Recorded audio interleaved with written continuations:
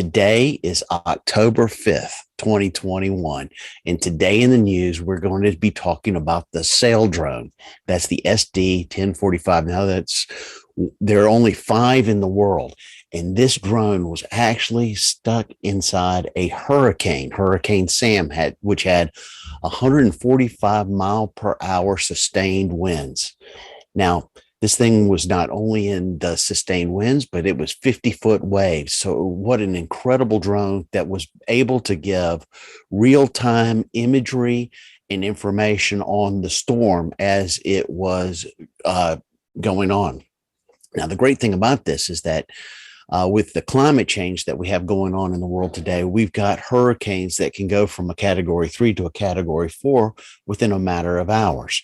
And so it's necessary to understand how the atmospheric conditions are changing so rapidly.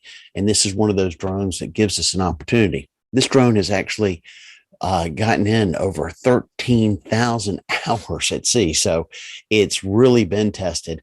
And the hurricane was one of the biggest tests that it actually accomplished, and was able to give some real time data that could help make some decisions on the ground. Another great use for drones.